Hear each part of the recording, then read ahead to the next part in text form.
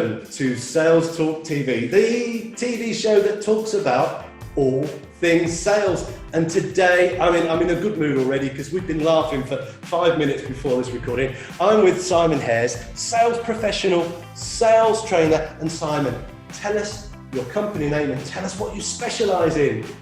Well, funnily enough, sales. So I run a business called SerialTrainer7, which you can follow here on LinkedIn, SerialTrainer7 Ltd.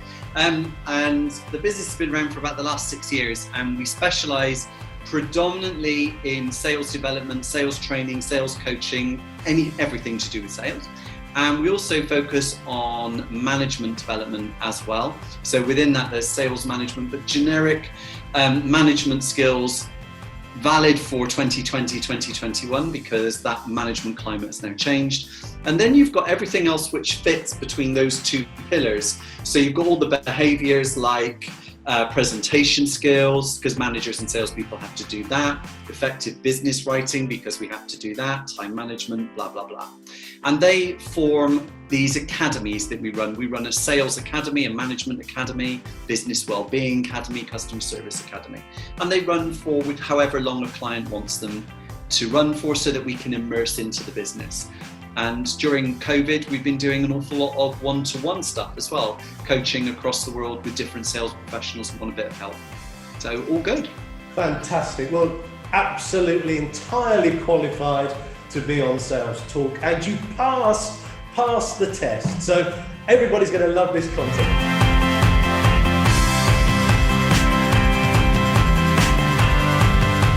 We're going to focus today, particularly in an area that, let's just call it sales leadership. Now that could be, you've already touched behaviors, but normally comes with a role. A sales manager, a sales coach, a sales general manager, I don't know, whatever position it is. You know, I've often said that I think the role of a sales coach is probably the hardest job in sales, because you've got to please the people that are paying you, and you've got to please the people that work for you. Very difficult role and position to be in. Simon, in your experience, what are some of the good things that sales leaders do? I think some of the best, no, I don't think, I believe that the best sales leaders are the ones who don't sit in offices. Those are the ones who sit with their teams. Those are the ones that are actually out with their teams every day, going through the same pain, the same frustrations, the same celebrations, the same high points as their teams, so that they are seen as an example. And within sales, credibility is everything. And often we sometimes see sales managers, sales leaders, call them what you want, who are maybe more of the spreadsheet style manager who manages through Excel, or they just manage through the CRM. And whilst both of those tools are valuable, the role of the salesperson is to ultimately help their client make more money, save money, or reduce their risk. Those are the reasons why businesses buy. So therefore, if a sales leader or sales manager can enable those salespeople within their teams to actually carry out that function, then ultimately they're going to be doing a great job. And I believe that at the core of that is actually being on the front line with them, helping them to negotiate, giving them coaching, giving them that support.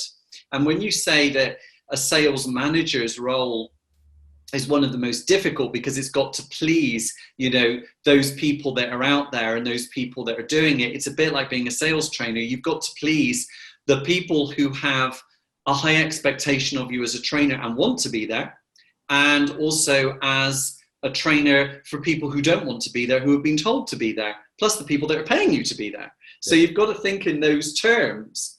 So ultimately, the way that we please all of those is to be amongst them. And because I'm selling every single day, because it's my business, and you know, we have to do all of these things to keep our business. If we don't sell, we don't have a business. Then ultimately, that kind of puts me shoulder to shoulder with the people that we train. And therefore, those same skills should translate into the sales leaders and sales managers that are there as well. That's what ideally I think they should be doing, and I think the best ones do.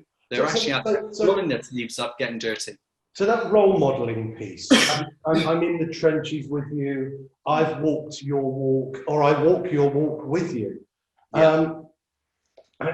There are so many sort of analogies that we can use around that. And we get that, right?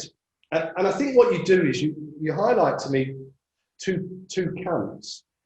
The sales manager that has experience or covets experience in the field and actually adds value to their teams through that. And then you have, what would be the word? A sales manager that uses the data to drive performance, not behaviours, not those kinds of things. What is it that gives a sales manager? What is it that leads to that preference? What is it that says, I'm going to come out there with you, I'm going to get involved with you? And what is it then what is the motivation behind the one that says, no, I'm going to manage this through the CRM, I'm going to manage this through data? Because yeah, you describe two very different kinds of sales leaders straight off the bat.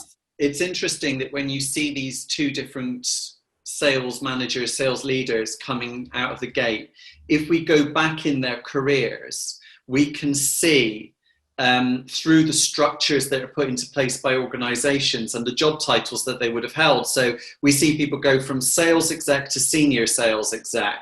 And then often they then fall into account management and senior account management. Now, the difference between a senior sales exec in some organizations and an account manager is almost that the senior sales exec is the one that's still doing the prospecting and still going out there, going after cold business, where account managers tend to look after an existing client to increase market share from that client every single year. And at that junction of those two roles, a choice has to be made. Do you want to be the type of sales manager or salesperson who is still generating? Or do you want to be the type of sales manager who's actually very good at getting involved in the strategic elements, where you are looking after client strategy, and ultimately what you're doing is going into that enhanced customer service role where you are there for that client the whole time? And this is sometimes where we start to see skill breakdown, where we see the people who are still going after the cold business and still actually hunting rather than being a farmer, to use an old cliche. You know, we see those skills still remaining very sharp. Whereas when they go into the account management side, unless there is a strict approach towards constant increasing of revenue every year and market share and all of those things so that there's growth on both sides, usually we can see skills go a little bit stale in some sectors with account managers and they forget their skills. So as such, what can then happen is you end up, as they move into management, you end up with the manager coming from the sales role, the senior sales role, who is more hands-on and more in the trenches. And then you end up with the more strategic one that comes in and ends up being more driven by the CRM and strategy. Now, I appreciate that what I'm saying here maybe says that the strategic one is weaker. They're not weaker. There's no bad in there. It's what's appropriate for the business. But when we train salespeople, ultimately we want them to be able to sell. That's the whole reason we have a sales function within an organization, is to generate revenue. And so therefore, for me personally, I would rather have a sales manager who is actually out there getting their hands dirty and understands it and doesn't spend too much time in the trenches doing the stuff, not trenches, in the spreadsheets and CRMs. However, they do need to have a knowledge of it, because obviously they need to do the strategy stuff when it comes to budgeting and forecasting. So therefore, it's about the amount of time that they spend doing it. And I suppose if we look at the old 80-20 rule, we often look at that and we can see that in most organizations, 80% of sales revenue comes from 20% of the clients. 80% of sales that are made come from 20% of the salespeople. So when we start to see those patterns forming, we can strategically look at the type of business that we want to come in. So do we have a strategy for more business, or like COVID right now, is it more about actually holding on to the business we've got and keeping hold of it and really valuing what we've got rather than going after stuff because that might be too risky and too time consuming? Who knows? Yeah, I mean, I think it's really important as people start to listen to this episode of Sales Talk, that what you're clearly not saying is one is better than the other. No, it's not. You're saying that there's a strategy, and as a consequence of the route that they take can feed the delivery of the strategy, and you have to be cognizant of the choice you make as a sales leader. I think it's interesting you talk about about good attributes are the ones that are in the trenches.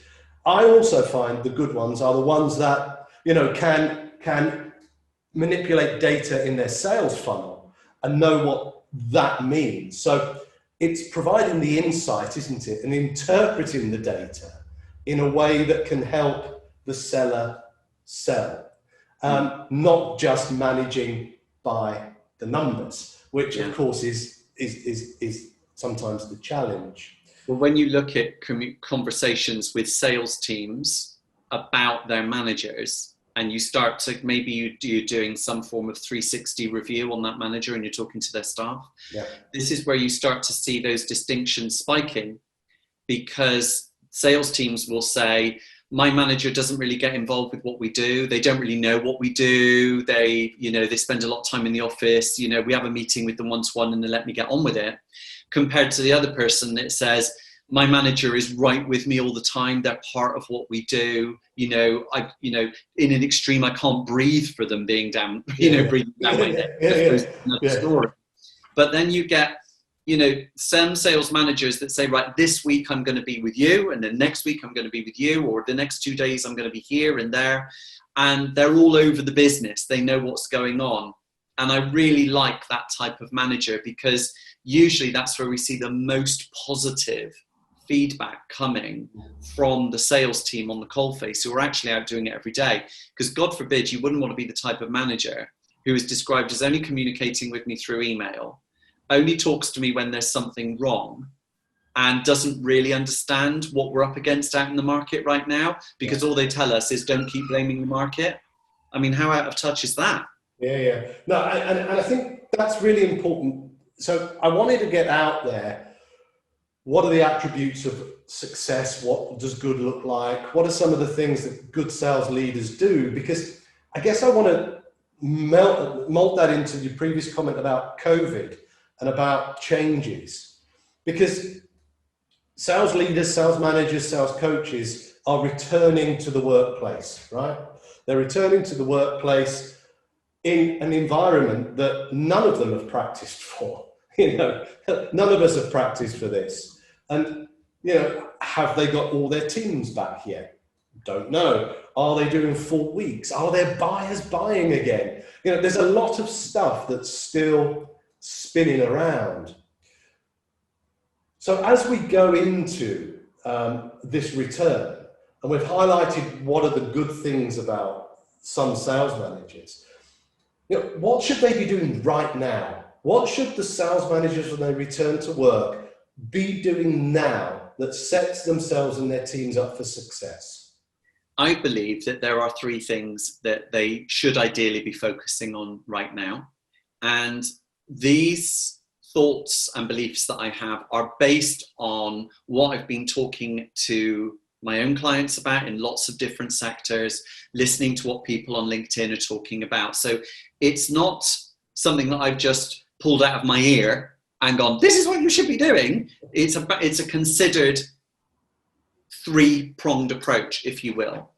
And the first is, I think they should be focused on strategy and what that strategy actually is manifested like. And right now, we know that clients are short-terming right now. We have got clients who are either buying or they're not buying. And there's not really much gray area in the middle. So we know that people are still selling things. Of course they are, but there are people who are not. They're not buying anything. Customers are not buying. So therefore, We need to understand that when it comes to a strategy, our business strategy in a way is going to reflect what our client strategy is. And a lot of clients are very responsive to what the government are telling us, which at the moment is a very mixed message. It's a lot of U-turning, but let's not go down the politics route. But that affects business. And so therefore what it does is it stops people committing to long-term contracts. It's asking them to renegotiate existing contracts. It's asking them to try and keep as much cash in the business as possible because they know the furlough scheme is coming to an end. They're going to have to finance everything fully. So everything feels very short term. So therefore in the strategy, we should be looking at, right, where does our key touch points happen? Where are they happening? So therefore, if 80% of our business is coming from 20% of our clients, let's make sure we're all over those clients like a rash. You know, let's make sure we're in their back pocket and we are supporting them, helping them and doing everything we can to deliver value because we want to be first choice and only choice. Then what we want to do is we want to say, right, if 80% of our sales are coming from 20% of our salespeople, let's make sure we look after our people. Let's make sure that we really, really know what they're doing. And that leads me to the next thing, which is where we need to focus on people. So focus on strategy is one, focus on salespeople is another. And right now, salespeople, we need to look after them because a lot of people, as you quite rightly say, you know, they're probably still working from home. I was talking to a client earlier who said to me, you know, we have no intention of opening the office right now. Not because we don't want to, but because our staff don't feel safe. They don't feel comfortable doing it. So we have to listen to that.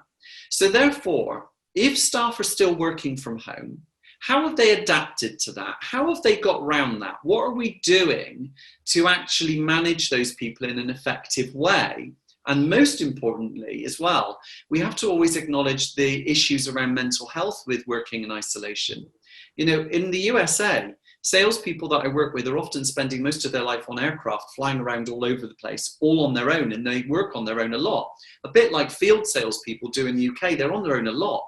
But for a lot of sales teams that work in offices, they're now in isolation. So we need to be saying, what are we actually doing to help them? And it's little things, Steve. It's a bit, if I'm on my own and I know I'm struggling, then make sure that you've got a video chat window open on your phone with a colleague on there working so you can see them working. You don't need to have the microphone on. You can just wave at them and talk to them if you want to and they'll turn their on, but it feels like they're not alone. And what managers need to be doing is using something that I created right at the beginning of lockdown. I put a video up that we created, which was called Smart Home Working. Now, I know that when people are watching this and they've heard the word smart, their eyes have just rolled and cut a groove in the ceiling. Remember, during lockdown, the only exercise we've actually been doing is rolling our eyes. So when we think about smart, it was true. So when we think about smart home working, it's about how we make our staff feel and how our staff feel towards us. So SMART stands for S is supported, M is motivated, A is accessible, R is recognized, and T, the most important one of all, trusted. So if you can make those people feel all of those things and you enable all of those things to happen, you're going to end up with a much happier workforce and a much more driven workforce who are going to be happy to continue and cope and manage during this time. And then any little help you can do with towards mental health in terms of isolation and all of those types of things is important. The minute you start going down the KPI micromanage route with it, people are going to be alienated and they feel that you don't trust them. You know, I always think that managers that don't like people working from home are often scared that those staff are going to be doing the very thing they would do if they were left at home. So that's a great point. I mean, I think this hover, I mean, strategy is great. And I think, yeah, absolutely. Drive the sales focus on the things that matter to your business right now. Brilliant advice. It means you've got to know your strategy, right? But God, that's another point, isn't it? How many sales managers have you met who, when you say, what's the strategy, they haven't even got one? They don't really know. They don't know it, or it's something they've been given and it's been devolved down. And that's why, you know, when you look at stuff that's out there in a sales strategy, you know, the strategy is devolved down to, you know, from the board to department heads. Department heads get it to their team leaders. The team leaders will then carry out an appraisal for everyone. And that's where the strategy stops on the objectives. But when we start to think about what our objectives look like day to day, well, that's our to-do list. And our to-do list usually contains a lot of stuff that actually is a blend of that stuff that's productive and stuff that's busy. And a lot of it is just being busy. So I like to say to people, you know, and I got this from the book called Eat That Frog on procrastination years ago. And it's about making sure that 20% of what you've got on your to-do list relates directly to what you want to talk to your manager about in your next performance review. And that brings the objectives from the strategy alive. If you haven't got that, then ultimately you're just busy, you're not being productive. So it puts a bit of an onus on there. I mean, I really like that. I think that's some great advice. Know the strategy, work out how you can incorporate it into your daily tasks, and be ready to have strategic conversations with your line manager to make sure that it's umbilically linked all the time. And in that people space, I love that SMART acronym. I mean, clearly I know it for something else around target setting. So, you know, well done for ripping up something that's so old, but still relevant, but to something new. It highlights to me something in a modern sales leader or a sales leader that I've worked for in the past. They have this link to caring, a genuine care about the people within their teams. And I imagine, I mean, you're an expert in leadership here, Simon, but there's this piece about people have got their own set of different problems today than they had 4 months ago, right? And I imagine that there's got to be that extra layer of care put over the top of them by the sales manager. Yeah. In an environment that they've still got to perform. Yeah, I mean, when you think about, you know, we hear things like HR language that says, you know, you need to have a duty of care to your staff. You know, if you translate that down into a very, you know, day-to-day thing, what are we actually saying? We're saying treat our staff like our customers. Give them customer care. And when we look at its sectors like hospitality, you know, hospitality is all about the guest experience. And we hear a lot these days about employee engagement and, you know, culture. Well, actually, a lot of this stems from the way that you treat your staff. You know, it's not just about the freebies you give them, like, you know, the breakfast cereal or the nice coffee and all of that. It's actually about those behaviors of the managers towards the staff. And it is about making sure that you deliver that good customer care. Mm-hmm. So when we think of these 3 elements, and I've talked about 2 of them. 2 of them, yeah. I was going to come back to the 3rd, yeah. That was me being quite subtle there, or not. So we've got strategy. You know, I'm not very subtle, am I? Anyway, so strategy we've got, and salespeople. The 3rd one is client strategy. Yeah. And client strategy is really important.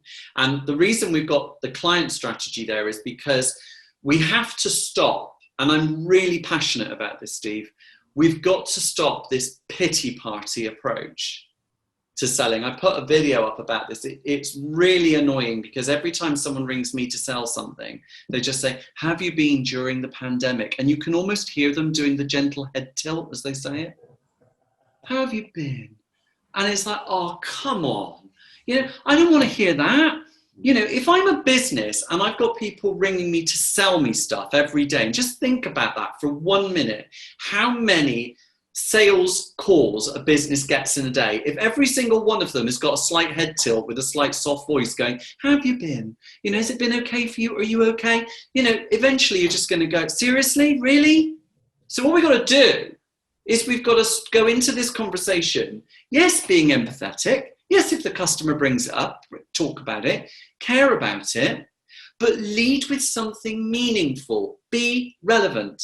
What is it right now that you need to buy that's going to make the biggest difference to your business right now? How can I be the best resource to you? That's the conversation that client wants. And when I've got people who I'm selling to, who I'm talking to, you know, I often say to them during the conversation, you know, I haven't asked you about, you know, how you've been and what you've been going through. Are you okay? And they'll go, oh, do you know what? It's been nice that you haven't mentioned it because actually everyone else does. And you think, oh, well, fine. Are you all right? Yeah, fine, great. Anyway, onwards. And you do. And you just move on. But when we think about the client as well, A lot of companies are saying to me at the moment that the sales process is getting a lot shorter. People are making decisions. They're either buying or they're not. And therefore, our communication must be very, very quick. Those salespeople that are still doing pre-COVID what they are doing now, what they were still doing now. So in other words, hiding behind emailing first before picking up the phone, rather than the other way around, all of that, they're going to get left behind. Because right now there is a revolution that's going on in sales, which involves video. And video is the way to communicate with your teams. Video is the way that we're communicating with each other using mediums like this, but it's also the way we need to be embracing the way that we talk to our clients. Let me explain. I use LinkedIn all the time, but I post a lot of video content. But when I'm accepting connections from people as well, I do a personal video to them. And it makes such a difference because actually they always come back and go, oh my goodness, thank you so much. That's such a nice touch. And you think, well, if that's good for you, I wonder how a client would respond to that.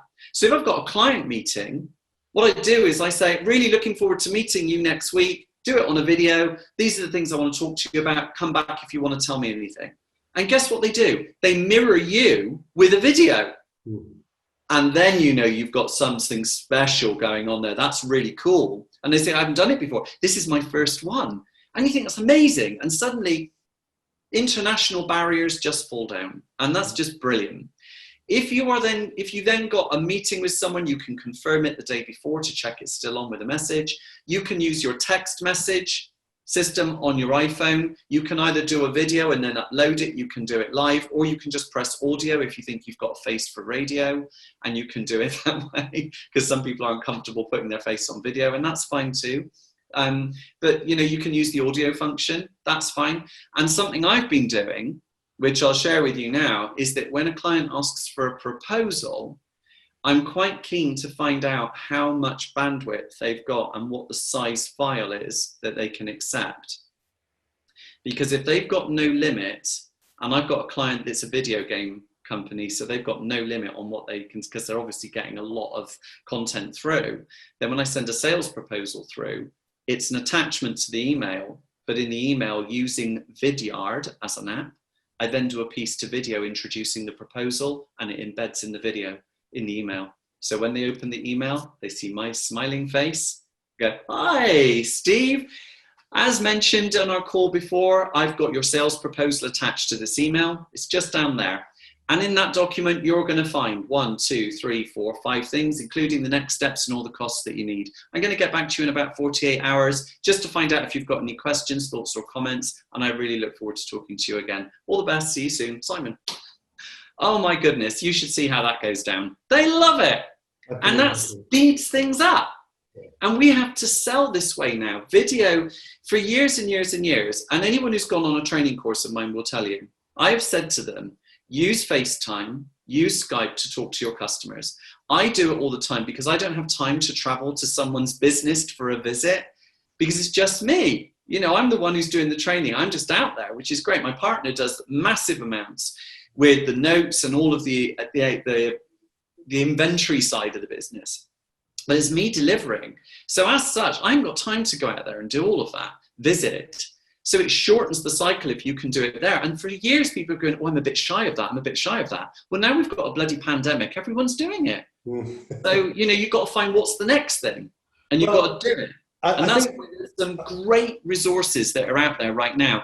And I will say this, I'm going to bang on about this. Yeah. Because as well as your book, which of course is terrific, and it is very, very, very good. There it is, marvelous.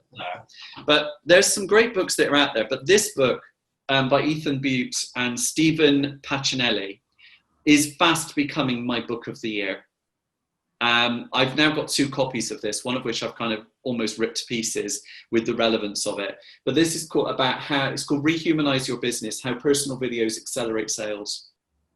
And it's absolutely superb. Really very, very, very good. So when you're using video, it just makes such a difference. And I think this is so powerful because you've taken us. Oh, I should say, sorry, other video books are available. Yeah, but they're not as good as that one. They're not as good as that one. So, 3 things. 3 things: strategy, people, and clients. We spoke a little bit more about strategy, spoke a little bit more about people. The clients that you've just told us about, things I take away from that for sales leaders to grab hold of: innovate, use the technology, help your teams innovate, help them create that intimacy at the proposal time to help shorten the sales cycle, and make things personal to stand out from the crowd. So if people just look back into this episode of Sales Talk and take those strategy people and clients away, break down those sub-elements to what that means for them, it's going to help those sales managers and sales leaders as they return to work. They've got so much value out of you joining us today, Simon, and I don't even know how I'm going to ask this question, but I am. Okay. If you was to leave people with 3 top tips from our talk today, what would be those 3 top tips? I'm actually just going to leave you with one. Woo. I'm just going to leave you with one. And it's a message that I put out to salespeople that I train all the time. And that it's not about just being different. It's about being relevant. Everybody who you will speak to, who sells to you, will try to profess that they are different. But let me ask you this, especially if there's anyone here who receives a lot of sales calls. How many of those sales calls, when somebody says they're different, actually relates that difference to making money, saving money, or reducing your risk? The chances are they don't. And if there are salespeople that are watching this, just ask yourself this: every time you say you're different, do you actually relate it to making money, saving money, or reducing risk from your client side? The thing is, everybody says different. Everybody does. And when I hear people sell to me and I hear them say different, I hear dross, because none of them tell me how I'm going to make money. So therefore, when we're selling to clients, the important thing is to be relevant. And ask yourself, is what you're saying to that client something you just wheel out and say to everybody? Or is it truly relevant for that client's business? And we know what relevant is. Relevant is about it affecting you in some way. It has an effect and it affects you right now. In the same way as video is relevant because it's right now. If you can do that, you are more likely to engage with that client. You are more likely to build trust with that client and become that trusted advisor, and you are more likely to win their dollars, their pounds. That's what you're going to win. So therefore, my number 1 tip is don't think different, think relevant. Relevance is the new difference. Love it. Absolutely powerful. There'll be people scribbling that down right now, and there will be a bunch of sales leaders playing that question back to their sales teams. So you've armed everybody with something very special. So much we've covered today. Good attributes of good sales leaders, challenges that they face when they're coming back to work, with that smart view of framing it, with 3 key parts of tangible pieces to look at: the strategy, the people, the clients, and then the 1 killer takeaway about being relevant. I mean, it's been a blast, this 30 minutes, and it's gone through so quick. And I must say, you're a dream, an absolute joy to talk to. Where can people connect with you and find you, Simon? Just tell them once more. Yeah, so people can find me here on LinkedIn, so Simon Hares, or they can follow the SerialTrainer7 page. If you want to email me, it's simon@SerialTrainer7.com, nice and easy there. And the website where you can meet me virtually and you can have a look at all of the training that we offer in all of the academies is at SerialTrainer7.com. Fantastic. There we are, folks. That's the end of another episode of Sales Talk, the TV show all about sales. Remember, all you've got to do is hit subscribe on this YouTube channel just here to catch other episodes from other sales leaders just like Simon Hares. It has been a blast. Thanks ever so much, and I'll see you next time.